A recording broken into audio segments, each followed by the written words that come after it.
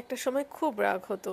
যখনই দেখতাম আম্মা এই রকমের হাঁড়ি-পাতিল দেখলেই হচ্ছে হাঁড়ি-পাতিলের উপরে ঝাঁপায় পড়ে তখনই। আর ডিব্বা-ডাব্বার কথা নাই বলি। আইসক্রিম থেকে শুরু করে কোনো ডিব্বা আম্মাকে ফেলতে দেখি নাই। কিন্তু আমি ডিব্বা বলতেই ফেলে দেওয়া। মানে কোনো প্লাস্টিক, এক্সট্রা কোনো ডিব্বা-ডাব্বি এগুলো দেখলেই আমি ফেলে দেই। রুশতার একটা ক্লাস ছিল, রুশতাকে ক্লাসে দিয়ে একটা বেস্ট তার ক্লাসের পাশেই হচ্ছে একটা বড় বেস্ট বাই হয়েছে। তো বেস্ট বাইতে ঢুকে অনেক কিছু দেখা মানে দেখে সেরে তারপরে হচ্ছে ভাবলাম একটু হেঁটে আসি, খালার বাসায় যাই।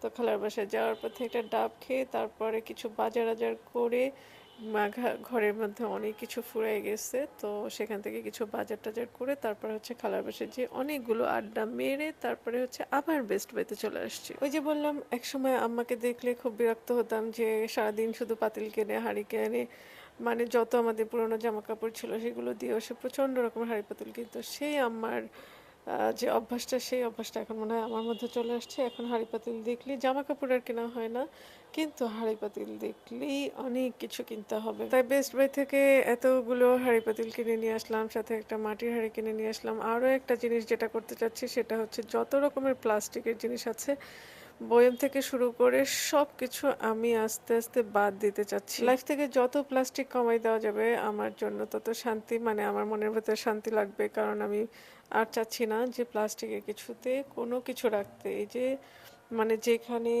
পুরনো যা যা ছিল সেই মানে ডালের বাটি ডিব্বা টাব্বা সব বাদ দিয়ে এখন এইভাবে।